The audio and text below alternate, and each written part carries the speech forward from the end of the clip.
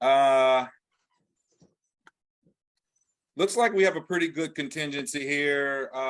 If you could mute, if you're not muted. It goes for you too, Ralph. I see you just joined and you are not muted, sir. All right, let's get started. Okay, welcome to the 2022 line of scrimmage officials camp via Zoom. Not the third camp, but David and I are going to walk through some things today that are fundamental to officiating the line of scrimmage. If you have questions during this presentation, as we are presenting, just drop them in the chat. And then at the end of the session, we will have time for Q&A. And so we'll start with the chat and just sort of go through that and see what's there. And then any questions you want to fire at us live at the end is just fine. But so we can sort of get through all of this in a timely manner, we will ask that you hold your questions. But the moment you have them, if you want to type them into the chat, that's fine. But let's try not to ask during the session unless there is literally some confusion or we said something crazy. All right, so I'm Kenny Simon. I officiate with the Atlanta Quarterback Club. Hey guys, I'm David Reynolds, TFOA. All right, let's get started, David. Yeah, so the agenda for kind of what we're walking through in camp, very similar to last year, but we are kind of picking 3 point of emphasis, kind of line of scrimmage emphasis, with the intentional grounding rule change and the mechanics behind that. I'll come back to that in a second. Really harping on understanding keys, and then goal line mechanics, not only going in, but going out. We do think that the process has been working the past couple of years. The officiating has gotten better over the past couple of years as it relates to line of scrimmage play. But those 3 things are kind of the 2022 kind of point of emphasis we're kind of pointing out there. So if you watch film in camp, we'll kind of walk through understanding keys. Hold on. Maurice, can you go on mute, please, sir? And everyone else who just joined, please make sure your phone is muted. All right, David. Yeah, and so those are kind of the point of emphasis, the big 3 we have. We also kind of embed here somewhere, we're talking about the headline judge not drifting downfield as they have in the past. That's not really a mechanic change, but it is a big concern of ours from Kenny and I's perspective towards the line of scrimmage. So kind of walk through the rest of this, right? Free kicks, nothing changed there. Punt, scoring plays, kind of our outline there for camps. So as we get into the rule changes for the 2022, go ahead, Kenny. Obviously, the big one is the intentional grounding rule.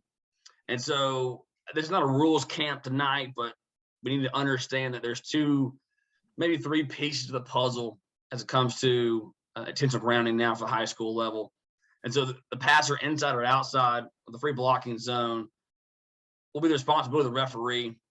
The line of scrimmage official needs to bring to the puzzle. Go ahead one more time, Kenny. Needs to bring to the puzzle the passer beyond, pass beyond or behind the extended neutral zone, and or do we have a receiver in the area code? And so mechanically speaking, we'll walk through this in camp, but very quickly tonight, like in years past, if we have a receiver in the area, we'll just point to that receiver. We'll get on the 020 and give the number, and that way both sidelines know. This is really critical for crew communication. If the opposite side line of scrimmage official has the defense, he can turn to the defensive coach and say, hey, number 6 is in the area. He might still complain, but we've now communicated, we've done our job talking to the coach, and that's what exactly we need for our sideline officials. Nothing king has not changed. The only piece that has changed is with this pass beyond or behind the extended neutral zone. And when it comes to that idea, we want to be very liberal, very helpful per se to the quarterback of the offense. So if it's close, let's make it beyond, right? Let's make it legal. And it's also the extended neutral zone, right? So if it goes up into the team bench, and a coach jumps up and catches the pass out of bounds, all right, and that pass would have gotten beyond, we're going to make it beyond. Okay, so be very liberal in that interpretation. The mechanics book was written prior to the rule changes for this year, and so there's no mention of how to handle is the pass beyond or behind in the mechanics book. We've been talking in camp a little bit about just simply pointing downfield if the pass goes beyond the extended neutral zone. Okay, so a visual, actual point. That way, if the referee looks over at us, boom, he sees us pointing. We're good to go. You can get on the O2 as well and say the pass is beyond for that quick crew communication. The pass does not go beyond, so it stays behind. Very similar to if we do not have any receiver in the area. Let's have that face-to-face conversation very, very quickly. We're running towards the referee very quickly to have that conversation face-to-face. Do not rely on O2Os if we have a piece of the puzzle that would lead us to an intensive grounding. So it's still the referee's flag to drop, but again, it's a crew conversation. The pass beyond behind is ours. Anybody on the crew, umpire, deep officials can grab the receiver in the area or not, and it's still theirs. Now, one big rule clarification, again, that we're talking about in camp, and I'm a big advocate against this, but according to Dr. Bodie, according to NFHS, if we have an ineligible receiver downfield, we still have a flag down for IDP for ineligible receiver downfield. Okay, so although they have legally grounded the football, we would still have a flag down for an eligible receiver being downfield on a legal forward pass that goes beyond the line of scrimmage. Okay, again, that mechanic has not changed, right? We expect the backside wing to help with ineligible receivers, but that has not changed. One thought has come up in discussion, right? So if the line judge holds the line of scrimmage, is he primary on the passer of the pass being beyond or behind? Sure, of course. Let's keep that mantra in play. However, we talked about in camp a whole lot this year. The headline judge should not be drifting downfield, except for some rare situations. So the headline judge should have a very good opinion on if the pass is thrown to his sideline, her sideline, if the pass is behind or beyond. Okay, so that's a big one for us. We watched several plays in camp. We want to get that one correct from the very first game of the season. I think we all can agree this helps the players. Might be a little more challenging for us to officiate the first time we see it, but this will help the players, the quarterback especially, legally ground the football. Okay, so there's kind of our approach towards the new rule on intentional grounding. Kenny? All right. Thanks, David. All right. So also new rule 1.4.3, numbering clarification. So the number 0 is now legal. 00 remains illegal. So if they're wearing 00, they can't even participate, right? But the number 0 is fine. Also, when we're thinking about eligibility, this guy wearing number 0 can catch a pass, okay? This guy wearing 00 is not even supposed to be in the game, right? But he cannot catch a pass even if he were in the game. All right, so we just want to be clear, 0 is fine, all right? 00, not okay, okay?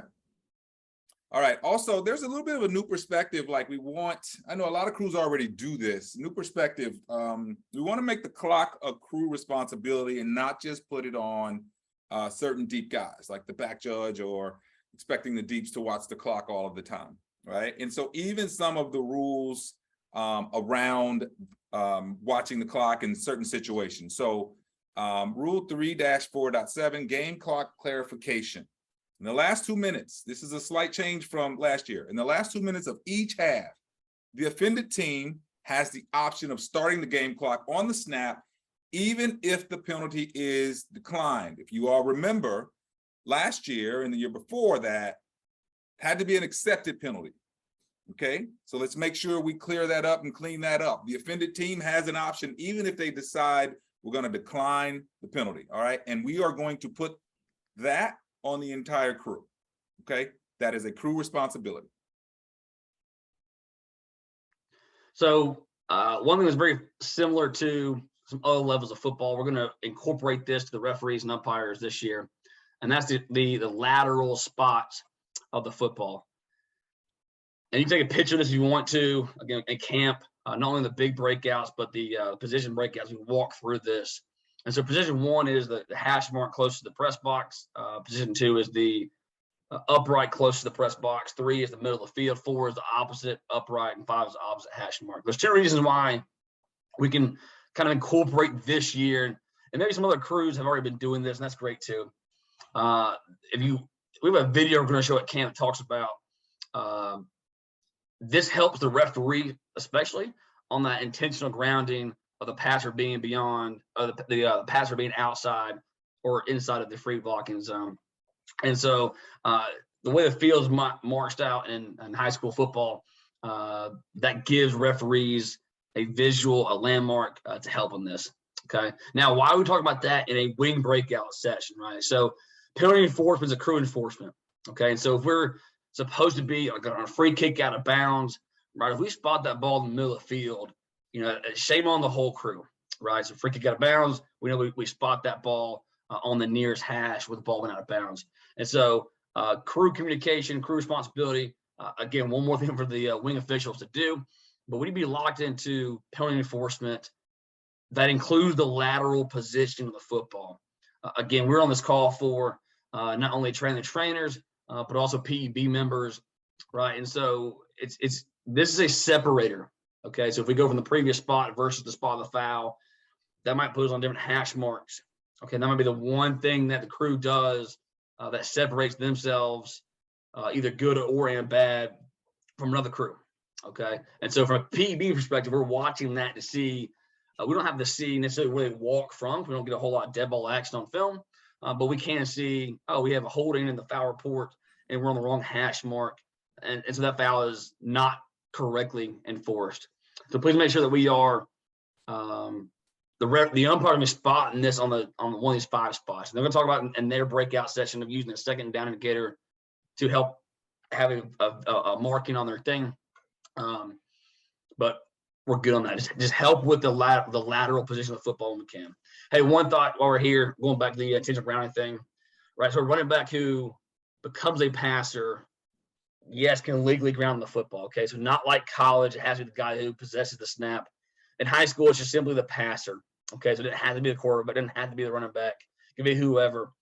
So let's make sure that we're locked into that.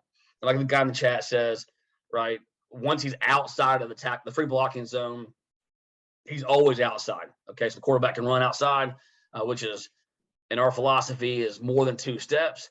He can roll to his right more than 2 steps, come right back 2 more steps in his other direction, be right there behind the ball with a snap from it. Because he was outside at one point during the play, we're going to deem him to be outside the entire time.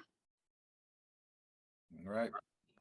Excellent. All right. So look, that was sort of our points of emphasis, new rules, and sort of a perspective from the line of scrimmage officials. So let's get into the fundamentals. And so we were talking with some vets at these last couple of camps that we've had, and I know some of them get a little bit bored with sort of covering the same thing every year. And there's a reason we do it. We start watching film, and we start reviewing film and grading crews. You would be surprised at how many veterans are doing mechanics incorrectly.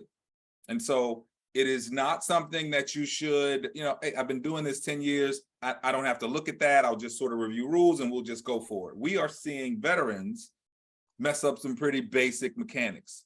So I would advise that you all sort of lean in on this, play this at your meetings, et cetera, because this is the type of thing that the PEB will be looking for as they grade.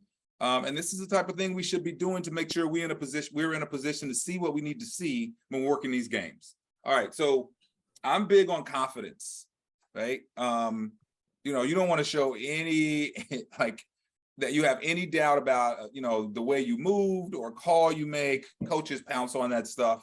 So I'm big about looking good and being confident. So there's this hustle versus hurry, right? You do not have to be in a full sprint to move properly. In fact, I would recommend you don't do that most of the time, right? If you get too close to this plays, I think often you miss things, right? You miss a block that sort of came in maybe a little bit late. You're worried about getting a spot isn't going anywhere. So let's hustle, but let's not hurry, okay? We want you sort of in a relaxed, confident stance that project, your pre-snap routine has been done. You're ready to officiate the play. You should have a pre-snap routine. you don't have one, there should be an order of things that you go through in your head to make sure we're ready to officiate, right? But we want you looking relaxed and confident on film. Only move when needed. We are reading and reacting. We are not just moving when the ball is snapped. Very surprised that even crews from like the quarterfinals up, how many headline judges in particular, when the ball was snapped, they just immediately start moving downfield and we're out of position when the team took the ball and maybe dumped it to a running back, or they threw a short pass, and immediately now the headline judge and the person who caught the 5-yard out are literally right on top of each other. We only move when we need to move. So if you or your association are people who teach you don't move enough, I'd ask you to reconsider that. We are reading and then we're reacting, and we're only moving when we need to, and your eyes move faster than your head or your body. You can officiate a lot with your eyes. We just need you in a good position and seeing what you need to see. And listen, line of scrimmage officials, you have to absolutely dominate 100% of the pre-snap penalties. All of that stuff that happens. We want clean formations, and David picks with me because I talk about how line of scrimmage is a fundamental tenet of the game. We can't play ball without a clean line of scrimmage, and that means clean formations and linemen that are where they're supposed to be and backs that are where they're supposed to be. But we got to get clean formations, ball starts, encroachments, got to get all that, shifts, motions, right? So dominate 100% of pre-snap play. And here's a little tip. I give this tip every year. When you are on the line of scrimmage and you're relaxed, you do not need to stare at one team or another.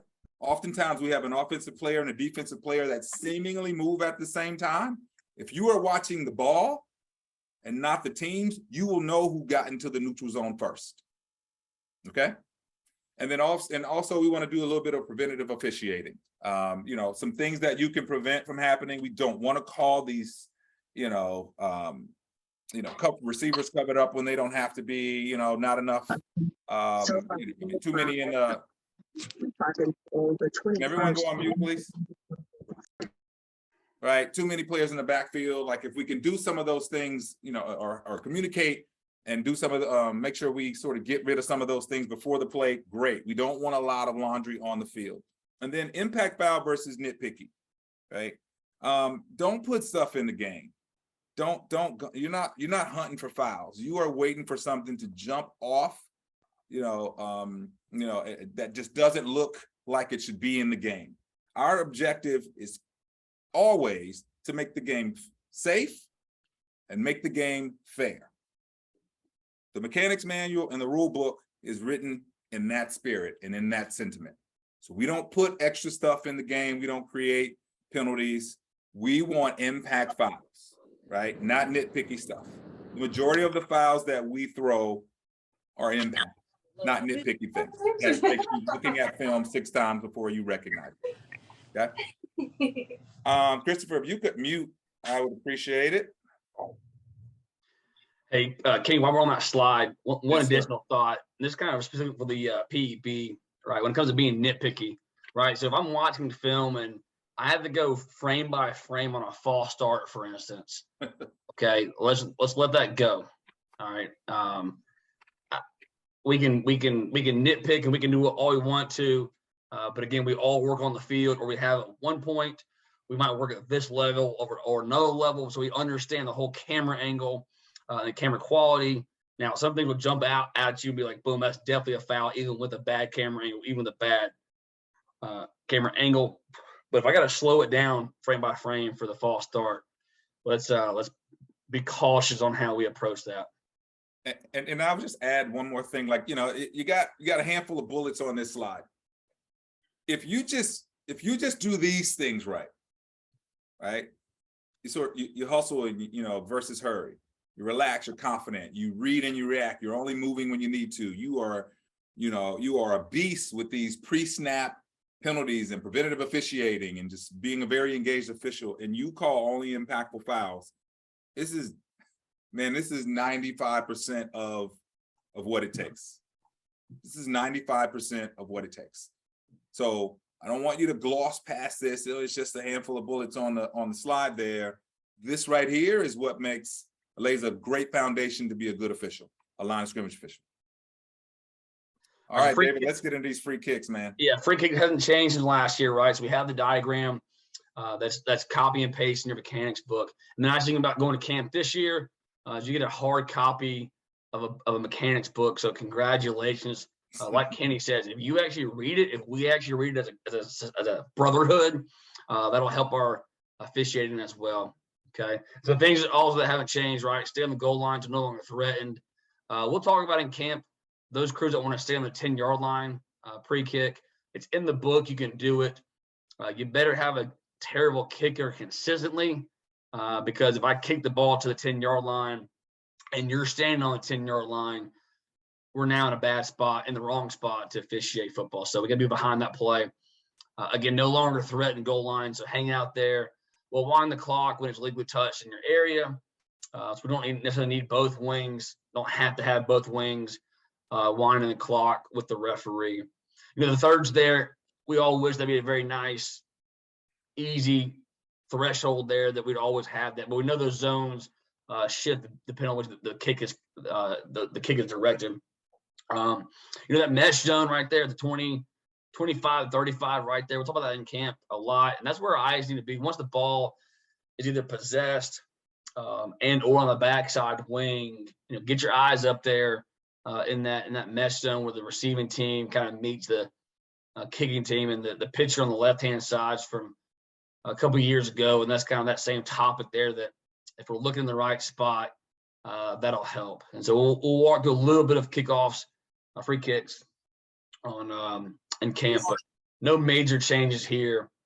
Again, we see things in open air, right? So as we get closer to the receiver, the returner, we need less contact for it to be a foul, right? The further away from the returner, it needs to be a little bigger. But again, having eyes on it and not everybody ball watching, all of the above. Hey, free kicks, we still have the spots to the 2. So we got to go. And so tell your deep officials, your field judge, side judge, get out of our way. We got spots to the 2. Get on our horse, get up there. Hey, if you miss a spot by a yard or 2 on a free kick, it's not the end of the world. Right. You missing a blindside block, okay, even a block below the waist on a free kick. You miss one of those, that is a big deal. So eyes were supposed to be get the spot when you can, all the way to the 2 on free kicks.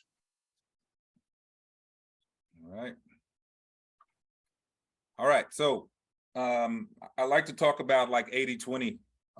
You know, if you get 80% of these things, you know, you're doing pretty well, right? And so here's some things we have to get right mechanically, like that we just want you to just think about as, again, like a foundation to being a good to great line of scrimmage official. So we often hear, hey, where do I look, or how do I know when to look? Well, when to look where? So first thing is, we don't officiate air. There is always somewhere to look, right? And so what we talk about in camp is threats, right? You know, you have a wing official who's looking, my key is the second man in, but there's not a threat there. But the outside receiver, as a guy playing in bump and run coverage, I think you should be looking there, right? Colors start mixing, those are threats, right? And again, read and then react. For pre-snap, we want you to make sure you have a good pre-snap routine. You should get one, shouldn't be, 19 items long, but you need one that involves, the formation, making sure you're, the status of the clock, the down and distance, things like that. And so we want to make sure we get those, and then making sure you do your pre-snap signals. We're not doing a lot of the stuff we used to do, but just, get your pre-snap signals. The one that we care about the most, of course, is punching back, identifying, that the closest receiver to you is off the ball. We'll talk about that a little bit more here. And then our job all day long is to get spots. So we all get pretty good at it. We want the right spot at the right time, right? Accurate spots will separate you from a lot of folks, right? We also want you to be clean when you're getting those, square in, none of this rounding off, none of this running at an angle to a spot. Like, it looks incredibly sloppy when we do not square in, right? We don't have to be machines, right? But we want you squaring in on the spot. Line to gain and the goal line, of course, are very important during the game. We want you pinching in hard, right? Pinching in hard. And in a lot of these situations, when you pinch in hard, we also want you to be the person that puts the ball on the ground. Call to your umpire, give me the ball. Give me the ball. You spot it, on you if you're the, if you're the play side wing official. Okay. Dead ball signals, we see a lot of associations where like it looks like they've been coached to where everyone gives the dead ball signal. I would rather the covering official or officials, maybe a couple of them, give dead ball signals, but I don't need to see a wing official that is 40 yards away from where the ball went dead, giving a dead ball signal. Can you all go on mute, please?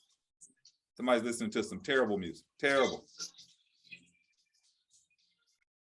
Demetrian, thank you, sir. All right. So dead ball signal only by the covering official, right? And spot the ball on a tick or a big line. I think we may repeat that a couple of times, right? Like this, until we get down like inside of that 10-yard line, we're in the red zone, put the ball on a tick or a big line. It just makes it a lot easier. None of this in between, tick marks and things like that, right? So these are some things that we want you to think about. Cool. So as far as the pass beyond behind, the mechanic's not going to change here. The line judge still punches on all backwards passes. The only exception, again, when you get to the mechanics book, it's in there the same way it's been the past couple of years. The only exception is if we get an option feed and it's towards the headline judge's tackle, right? Then we get the option to pitch. We can definitely let the headline judge pitch there. That's the only time the line judge. That's the only time the headline judge should punch on an option pitch. While we have all these people from different associations on here, I know this is a 7-person mechanics presentation. You'll see in your book on page 48. So jot this down if you're a representative association or in the PEP. But on page 48, on the new mechanics manual, it's wrong.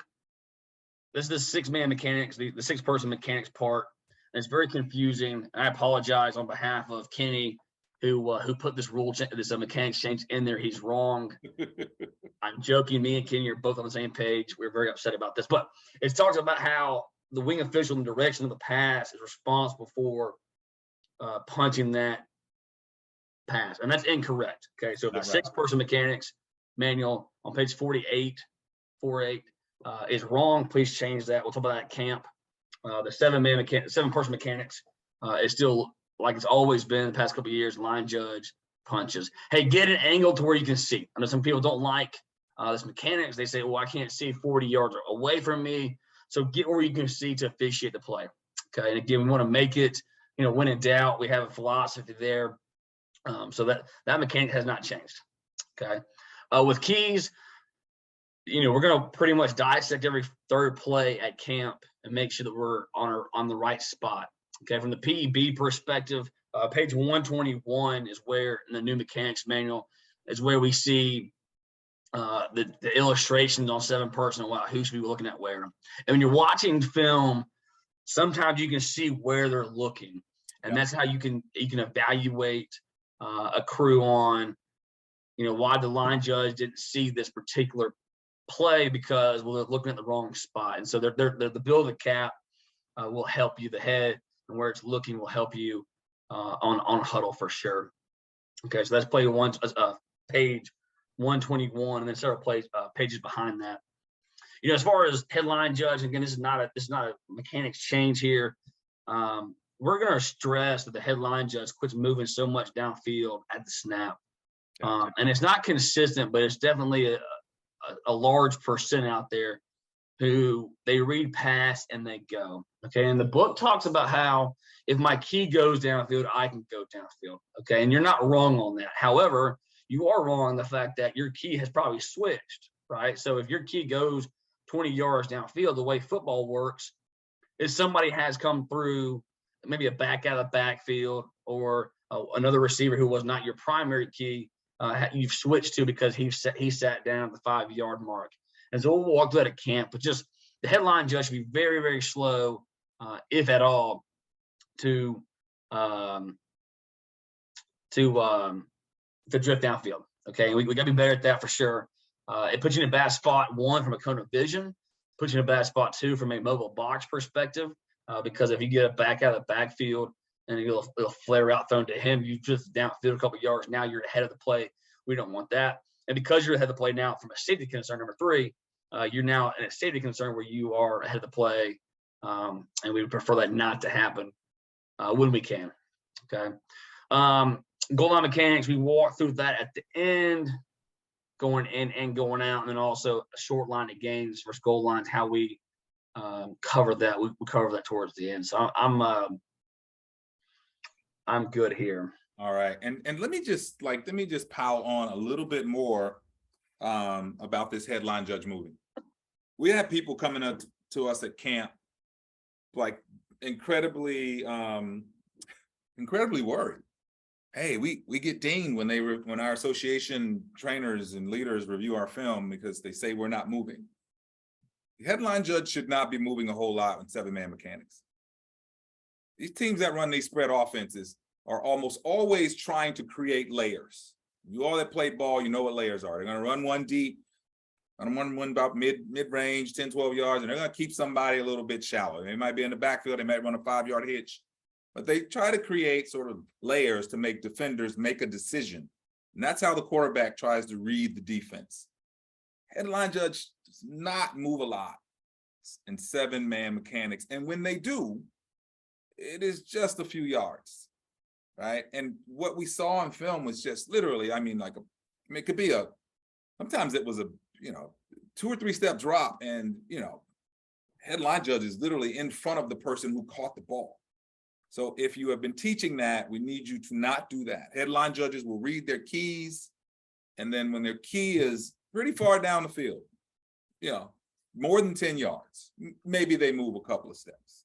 But we don't want them moving very much. They can see much more when they are standing still. All right. I think we beat that horse.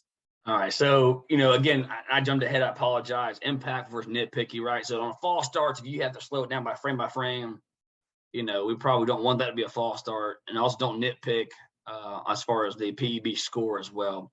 The legal formations, the ILF, illegal formations, that is still going to be a thing, right? So we did a really good job last year. Kind of point of emphasis that was to clean it up, and we did a good job, I think, throughout the course of the 17 weeks. And the philosophy has not changed, right? So if it's nitpicky, if that tackle is questionable, right, then there's your warning.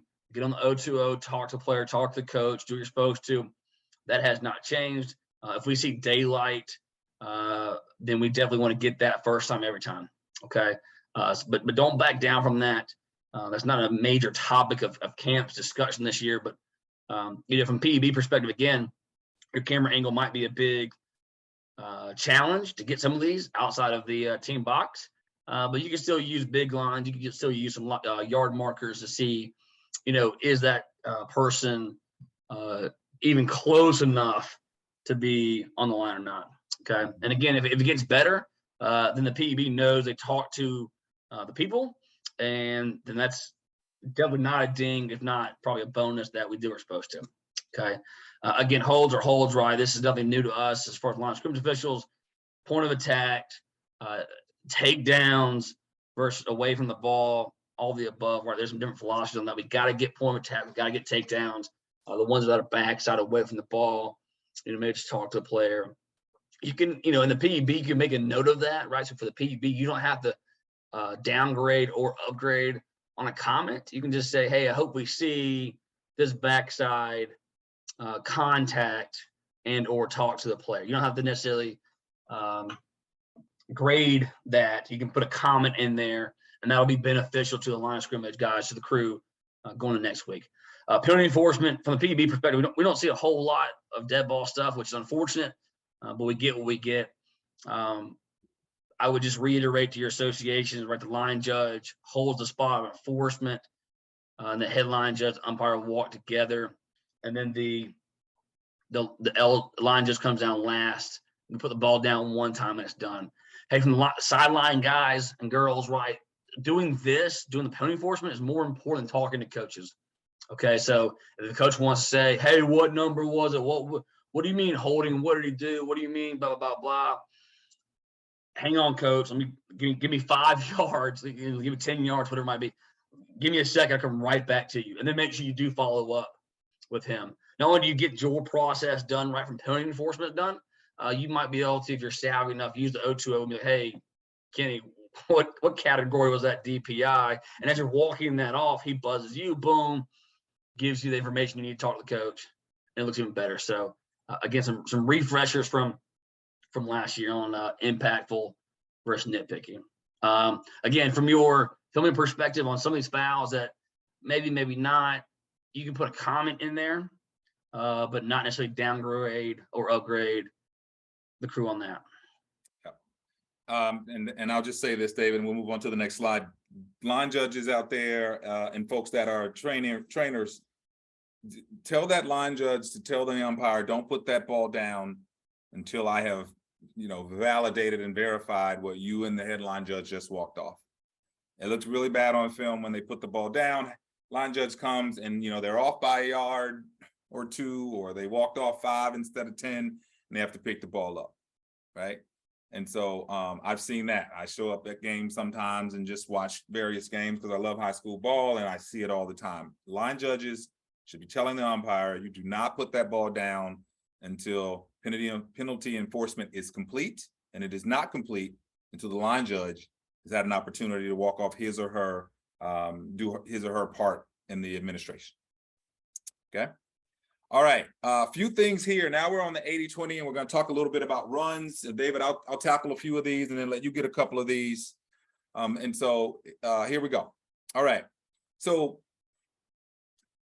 count the offensive players in the backfield. Do that as quickly as possible. If it is difficult for you to count the players in the backfield, it's probably because either the linemen aren't lining up cleanly, right? Or these wideouts are sort of lagging in terms of getting out to you and getting set, right? And so you can do something about that by talking to them. I will tell you this. I tell coaches all the time, don't make me guess. A clean formation is a clean formation. And if your guys are doing anything that makes me have to overthink it, they aren't clean. It is not your responsibility, to coach their players, right? All right. So what we want to do, count the offensive players in the backfield. Remember, no balanced or unbalanced signals anymore. We don't do any of that. That is old school, but we still see it. So sometimes it's obvious that you haven't read the mechanics manual or that you aren't keeping up, because we still see people giving balance signals and things like that. Punch off if the player closest to you is off. And we often like to see 2 or 3 fingers to indicate the number of players off. We just sort of, if I get 2, I just sort of do 2 and I hold back 2, same thing for 3. All right, so we want to make sure we're doing that.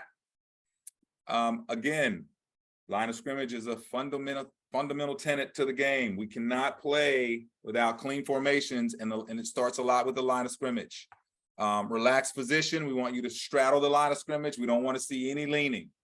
I would rather you take a step to the left or a right, or a half a step to the left or a right.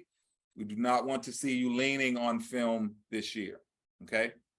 Again, with these formations, 2 things you can be when you're on offense. You're either a lineman or you're a back. I don't know of any other classification for offensive players, okay? Something to remember, we actually got this question. It's not a rules camp that we run, but we got this question a couple of times. Illegal formations are not penalties until the ball is snapped. Someone could shift, and then all of a sudden the formation is legal, right? So it makes sense. If we just don't overthink these things, it's just common sense. That is not a penalty until the ball is snapped, and they snapped it when they were not legally set up, okay? On these illegal formations, 2 flags are better than 1, however you want to communicate that. If you want to get on your radio or your O2O, if you want to tap your flag, fine, but 2 flags look good. And we want to make sure we're cleaning up any encroachments and making sure we're getting those things. So we need this line of scrimmage to be clean. We don't want our officials guessing. And if we're reviewing your film, we definitely don't want to be guessing about what's going on with the line of scrimmage. We shouldn't even have to talk about these things, right? You bang them early, they'll get it cleaned up, right? You let them get away with some things, they'll keep pushing the limits. All right. So last one for me, David, and then I want you to jump in here. Formation awareness and tendencies. You should check out a little bit of film on your teams. You should peek around. It makes the game so much easier. You know your number of your tackles, right? Both tackles, both teams. the tight ends on your side, right? And even like their abilities, right? You know who your eligible receivers are and their numbers. You want to make sure you can identify covered players. And we know some associations like to tap the hat. Some don't do anything. Some may communicate, verbally. But we want to make sure you know who's eligible, who may be covered. And you definitely have to know who your initial keys are. And then once the ball becomes live, we need to make sure you know who you're looking at and when you're supposed to be looking at them. Okay, so you got to know your keys. We want you to spend time in the manual looking at and studying keys. When you really break down keys, I don't care how they draw these diagrams up. It's really common sense when you start breaking it down, right? And so let's not overthink it. Let's not make it too hard, but we need you to understand the keys. So that's a point of emphasis. And then motions and shifts. Make sure we understand sort of what's happening when they break the huddle, or if they don't break the huddle, maybe they go no huddle, but people getting set and then shifting into new formations or motions, things like that. And then one of the things we're still working on getting, we got a little bit better last year with this, but cut blocks. Cut blocks. We have some teams that like to pull linemen and they'll cut the end man on the line of scrimmage, and wings and R's miss this all day long. Not looking at your keys. One of our keys could be a back, and the linebacker comes blitzing and the little running back just chops them off, right?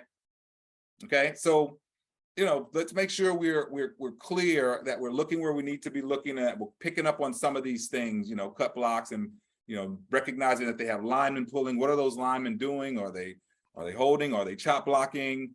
And all those types of things, right? So we want you to have some formation awareness and then understand some of your team's tendencies as well.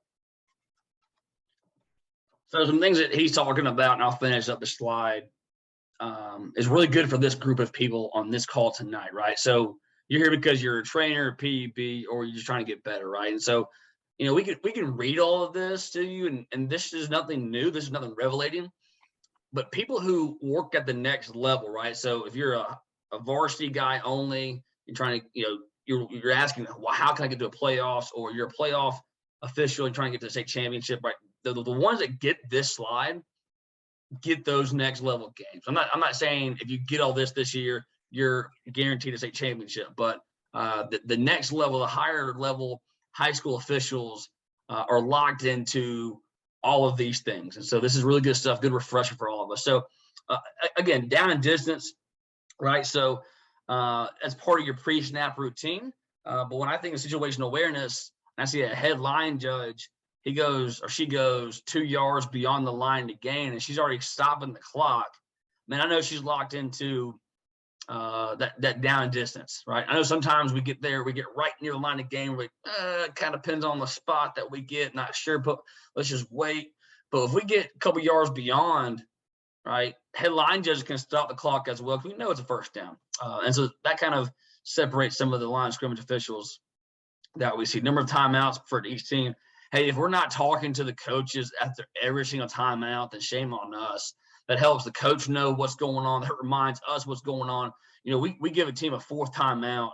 That's hard to explain. There's 3 things that we can't mess up.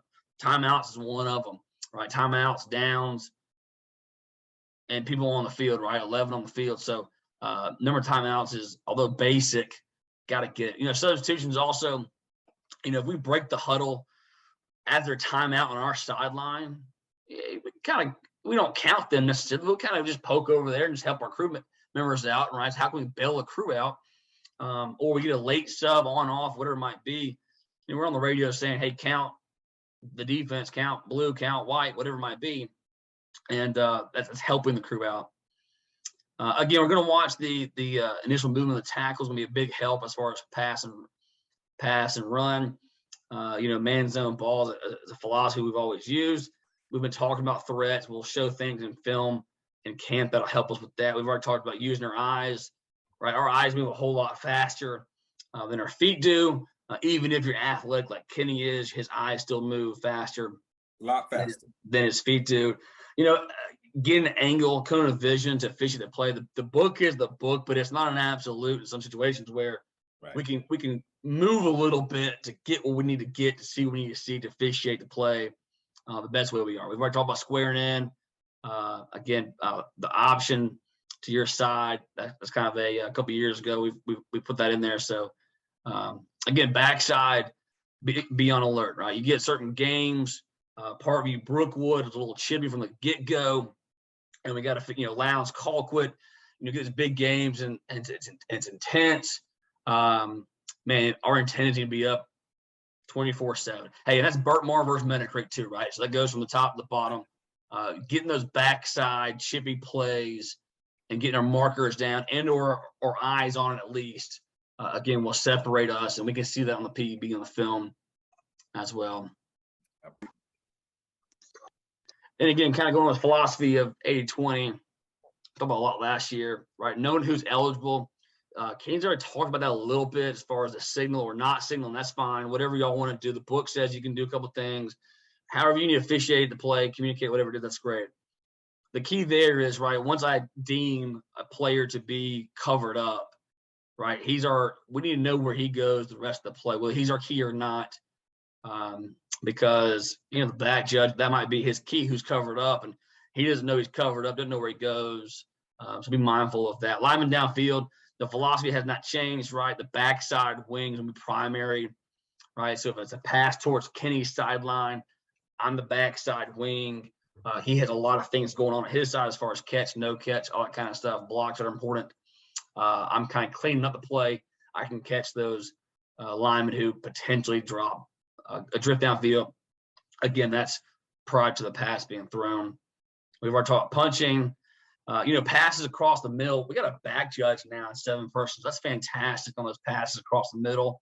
If you don't know if it's a catch, no catch across the middle, right, we're going to run to the spot, kind of looking to see what we can pick up from somebody else on the crew and go from there, right? Hopefully, if anybody sees it's deemed to be an incomplete pass, they go ahead and swipe it out incomplete. If we need to have a quick conversation, we can, right? Sideline catches, same topic. It's no longer who has the feet, who has the ball, right? We're pretty consistent on how we're approaching that. If the feet aren't good, then who cares about the ball? And so be slow on signaling when they go to the ground, right? Do they control the catch completely? Slow down a little bit. I'm not going to go into the NFL rule book on what a catch is because nobody knows what that means. But in high school, right, we know what a catch is. So let's be ready for that. A lot of these tight plays, right? If our feet are stopped, our eyes can work. That's right. And so trying to be stationary when some of these tight plays work, goal line included, but passes is a topic now, right? Getting our feet stopped are very important. So, hey, by the way, in case you're concerned, we're on slide 12 out of 16. So if you're falling asleep, we're almost done. So that's all I got on 80-20. Awesome. And then I'll just say this, man, listen, these tight sideline plays, these plays where the pylon is challenged, if we are standing where we need to stand and just not moving, these are not difficult plays. You see certain officials, and every association has them. They can, they're 99 out of 100 times they get these right. And I guarantee you it's because mechanically they are where they're supposed to be and they were not moving, right? Tight passes on the sideline, man, and things, like whether or not someone, the ball came loose when they reached for a pylon, right? And so you need to be ready to rule on some of these things, man. And I'm just telling you, those plays that seem difficult, right, to people watching the game are not difficult to us when we get where we get, and we're just looking at what we need to look at, right? So we shouldn't overcomplicate these things. It's a mindset. They're not hard plays. Get where you need to get and be looking where you're supposed to look. All right, now the exciting stuff, punts. All right, so listen, don't fall asleep on these punts. But there is not a ton for us to do. Of course, our initial position is the same as scrimmage play. What we need you to do, though, is to know who's eligible and who's not. Remember, we have a 4th down numbering exception. So I love to make sure I'll ask my umpire, what number is that snap? If I didn't already get the number from before. And sometimes if the coach is trying to talk it up with me before the game, I'll ask those types of questions and I'll actually write them down. That helps me remember. So know who your eligibles are. So if all of a sudden there's a bad snap, punter yells fire or whatever word they're using these days, you know who can catch a pass. Because we saw on film, it might have been last year or the year before, a center who was like number 39 run a beautiful post corner route and catch a touchdown, right? And he was the snapper rather. All right. So once this ball is snapped, we want you to look at the block. Of course, you check your tackles real quick and things like that, but we really want you to observe this blocking by the shield. If it's a bad snap, the way we cover that, remember, we're just trying, David talked about this early, like the mobile box concept. We're just trying to keep the play boxed in. It's common sense. That's all we're trying to do. We move in a way that we move in a way to be able to keep the play boxed in and have eyes everywhere we need to have them, right? So bad snap makes sense that the R and the person who's facing the R, who's opposite, would move, right? This is not something we need to debate. It makes common sense, right? So on a bad snap, R in the opposite wing, you will move to cover that play, and the other wing will hold the line of scrimmage. Watch for the fakes, watch for block kicks, and ensure the ball goes beyond the line of scrimmage before moving. And even when you move, I really like it. It takes a lot for me to move more than 5 yards. I mean, it has to be a 50-yard rocket of a punt, right? And so don't ding any line of scrimmage officials if when the ball is snapped, they only take a couple of steps downfield, right? Because we don't want them moving too much. Why would they run down there only to have to retreat, if someone is returning a punt and taking it the distance, right? We want to watch for players carrying bricks. Should watch a lot of film on this stuff because it jumps out at you when you're on the field, if you are clear on which team's punting and which team's receiving. But you watch for players just moving differently than everyone else. They're moving in the opposite direction. They're trying to set someone up and peeling back and all of those things. That's what we want to what you're looking for. And you haven't moved that far downfield, so guess what? You're kind of stationary, you can see a whole lot. So we expect you to get those penalties, right?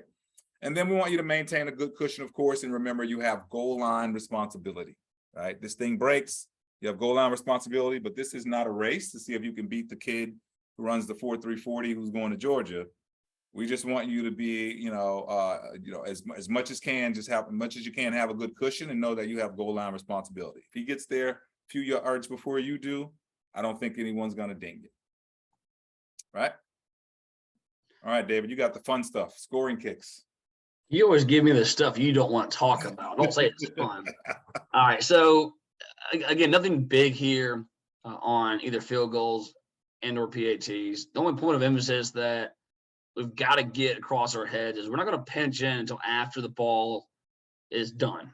Okay, so for a PAT, right, let's wait till that ball gets across the neutral zone and it's gone, right? For field goals and the play, and the field of play, right, let the play be done, and then we'll kind of come in a little bit and clean up and dip off fish shape.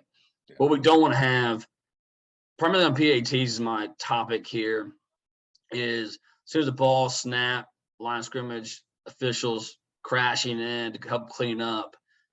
Holder, because he's the backup to the backup quarterback, muffs the snap.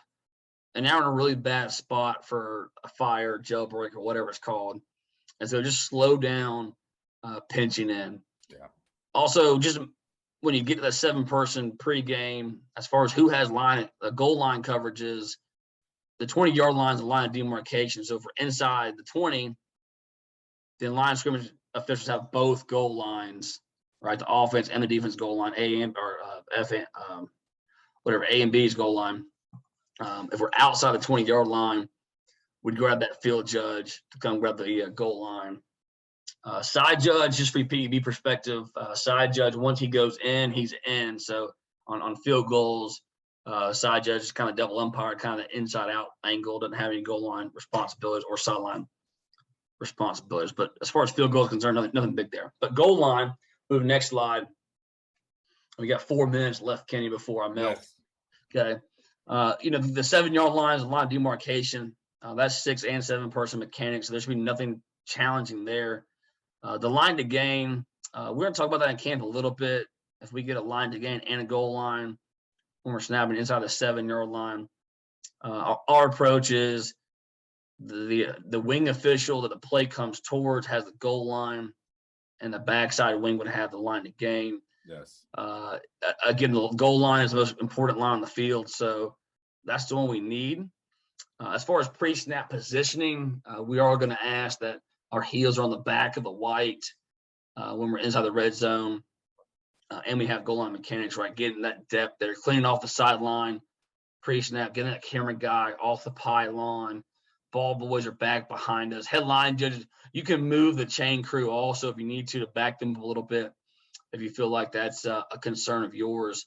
But again, we want to be ahead of the runner, just chilling, stationary. Our eyes are working, our feet are done as the runner comes across that pylon and play. Like Kenny said, those are pretty challenging plays, but we have a head up if we can be stationary, and I'm just locked into the whole play, what happens, apply the rule that goes behind it, and all of that. So again, goal line stuff going in. It's going to be hard for Kevin Giddens to defend us or your local association to defend us if we get a pylon play and there's nobody on the goal line. All right, and so I know that we've all been there before where, oh snap, we have a brain fart and we forgot, right? But if we're communicating pre-snap, going into that red zone, we got to be locked into and focused into what we're supposed to be doing. So if we get a pylon play, and like I said, Kevin can't defend us if we're like, yeah, he's at the 7-yard line, nobody on the goal line, and how do they know he's in or out? You're right, Coach. We don't know. Yeah. So let's just make sure we communicate pre-snap with our deep official on that sideline and go from there. Passes inside the red zone, right? Stay with the keys longer. We're not expecting big plays, all that kind of stuff, but we're just going to stay on our keys longer, so we do that. Again, catch, no catch. We're always going to check off when we need to with our deeps. When we get into that pylon play, if they have the goal line, right, they'll check in with us. But yeah, always checking off when we can. It's cool. Close plays. This goes to 3rd and 4th down, close to the line again, as well as goal lines. Right, seeing that headline judge and line judge crash in with a hand in the air. From a PEB perspective, you probably can't argue too much about it because they sold their spot. They're looking strong. They're crashing in, booming up. Here's a spot. We're good. And so I would definitely like to see that on film across the board. If we don't know where the ball is on those plays, we'll be crashing in on the field of play. Okay, so if I'm on the goal line, stationary, boom, I don't know where the ball is. I'm going to take the inside on the field angle right up the half-yard line, whatever it is. I'm going to look for the football. When I crash in there, me and Kenny can't find the football. The umpire has no help. Probably going to put my hand in the air and say, here's the spot. He's out here at the half-yard line, whatever it might be. But crashing in, finding the football, doing what you need to do. It looks really good when we see that. It looks really bad when we have one person crashing in with their hand up, and then Kenny's over there giving a touchdown. It's hard to explain to not only the PEB, but also to the kids who, again, have worked really hard to get there. So, goal line going in, keep going. Yeah. Going out, here we go. All right. One thing, then we're going to be done here in a minute. We'll look at your questions that you have in the chat and answer any questions you have. But David said something important. When you're crashing in and this goal line is involved, do not run in the end zone. Even if you suspect that the ball went there, like unless you're absolutely sure, you do not crash in running in the end zone, right? You run on the field till you know where that ball is. So I just wanted to reinforce that. Okay, so I will tell you personally, when I was doing the PEB, grading film for the PEB, this is where I had the most notes. And, I'm a pretty detailed grader, so I would give the crews like play numbers and what I saw. And I was pretty generous too. Like if I saw you do, something wrong, like once, it's early in the game. And then if I saw it consistently, I'd start knocking it down. But I'm going to tell you, goal line mechanics going out is where we struggled across the state. Okay. So let's talk about a couple of things, and then we'll talk about what the mechanics are and what we'd like to see. If you could please reinforce this back with your association. So there are a few things that make this interesting when we're going out. Holding in the end zone better be big, right? Better be big. Everybody should be able to see it.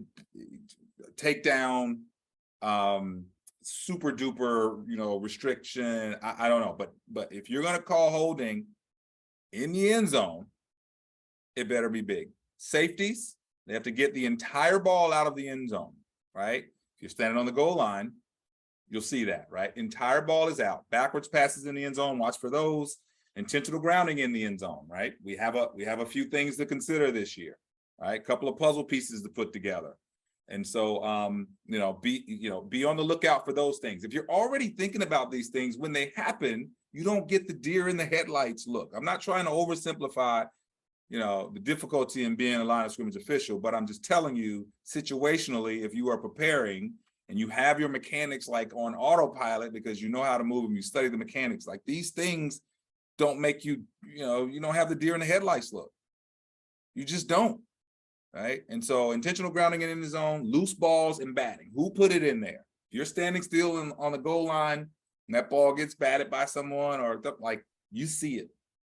You see it. It's not deer in the headlights. You see it. Okay, so here are the mechanics. So at the 3 and inside of the 3, the line judge and the headline judge both retreat to the goal line and officiate from there, and we don't leave the goal line until it's no longer threatened. Okay. Once we're outside of the 3-yard line to the 10-yard line, the line judge holds the line of scrimmage, and the headline judge is the person that moves, right, and towards the goal line and reacts based on how that play is sort of progressing. I'm a headline judge, and I can tell you when if we're snapping it from the 4, I move to the goal line. Anything inside of the 5, I kind of move all the way back to the goal line. My partner holds the line of scrimmage, and I officiate from there. When we're outside of the 5-yard line, I take a few steps back, right? Some of the things we talk about at camp, one of the things we talk about at camp is, you got a quarterback who is, I don't know, his heels are on the goal line. We're at the 6-yard line, but his heels are on the goal line. Once he gets that snap, the goal line is threatened. So headline judges, you kind of want to get back there just to see how this play progresses. So if anything happens where the goal line becomes a factor, you are there, okay? Now listen, if a pass develops, the wing opposite of the quarterback's position, so you're kind of on the backside, you usually got a pretty good view back there. We want you to move towards the line of scrimmage to ensure the quarterback position relative to the line of scrimmage is okay, right? And then watch for some of those ineligibles downfield. Because chances are the play side line of scrimmage official has either backed out or has moved back towards the goal line trying to get out of the way. And so if you're away from this play, you see a lot clearer and cleaner than the official who's play side, right? And that is it. Here's our contact information. Please take a picture of this. I got a couple of emails today. Email David first. No. My spam folder is turned all the way up. We have we put our contact information here because we do want to see PEB, you all be clear on how you're grading, and trainers that are here and line of scrimmage officials that are here. We want to see you do well.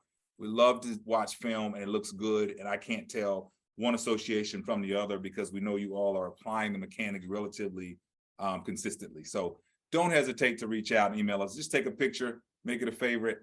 And now what I'll do, David, do you have a list of questions, or we want to open the chat up a little bit and see what's in there?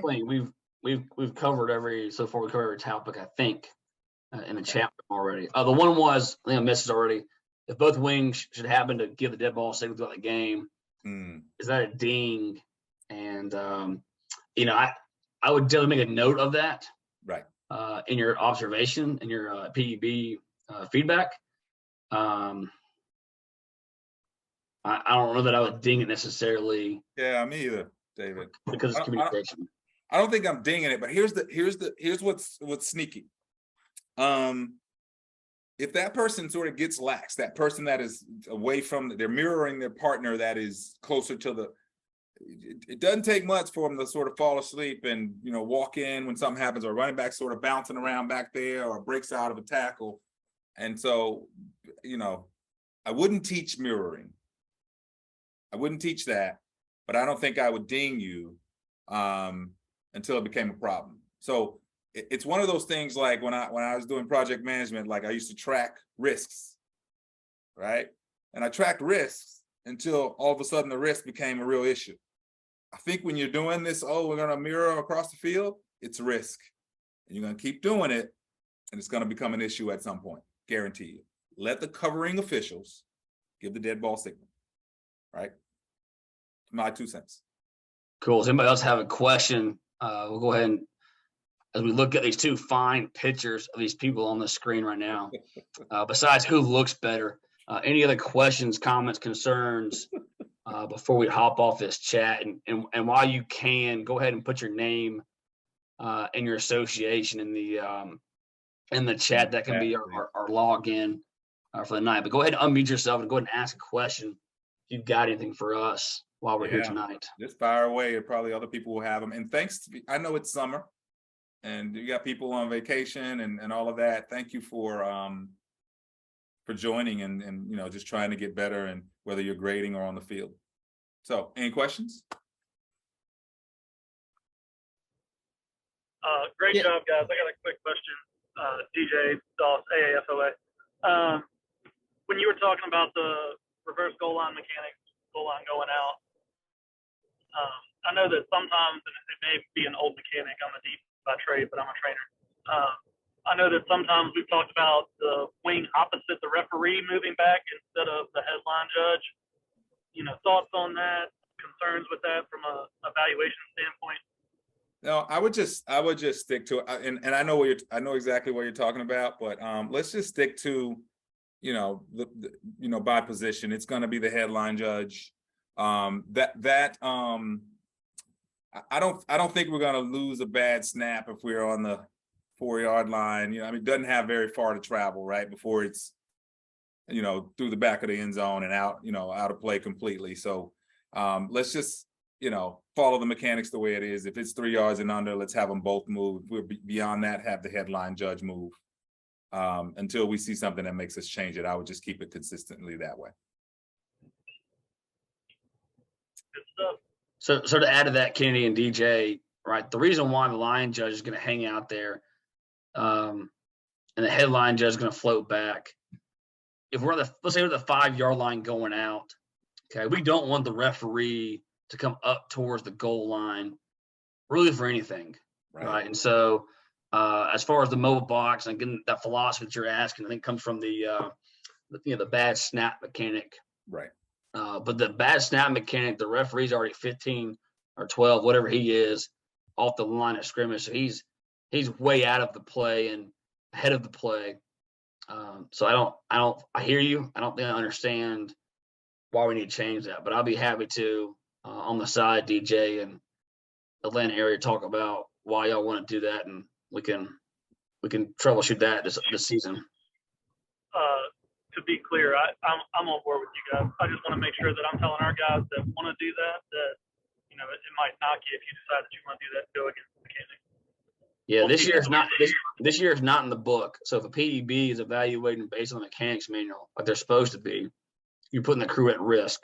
Yeah. But like I said, moving forward, I don't mind entertaining mechanic changes for next year, the year beyond. So absolutely, things that make sense, we listen. 100%. What else? Hey, Ken, I have a question.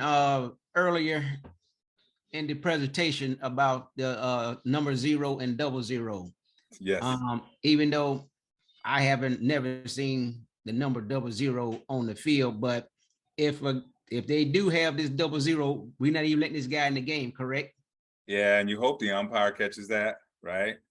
We're just not gonna let them do it. You hope the umpire asks the questions and all that stuff well ahead of the game, and you hope the coaches watch all of the training collateral that's been created for them, right? That tells them, yeah, you can do 0, but if you put 2 of them, like your Robert Parrish from the Celtics, right? Like it's back in the day. You can't do that, right? Right. But if you see it, don't let them play. They gotta change jerseys, right? Roger that. Who else?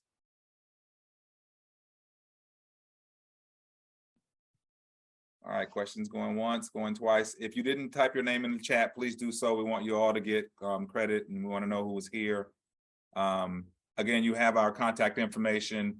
Email both David and I, because sometimes we get pretty good questions, and David and I will sort of put our heads together and say, what do we think about that? That's something kind of unique that wasn't explicitly called out in the mechanics manual. So Email the guy who's first on this slide, because he's more important. don't listen to David. Thank you all for joining. Have a good season. If we haven't seen you at camp, come up and holler at us, man. We like to get to know you all and put faces with names. So have a good season, and we'll check you all later. Peace. Later.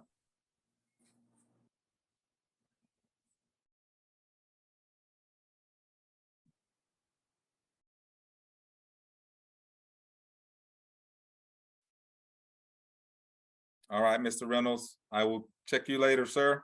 Hey, this is the fun Yes, part sir. right I here. was trying to make sure that I did sign in, so I was trying to go back through. Yes, sir, I did. You did, Ron? I was gonna say, you put your name in there twice, it's okay.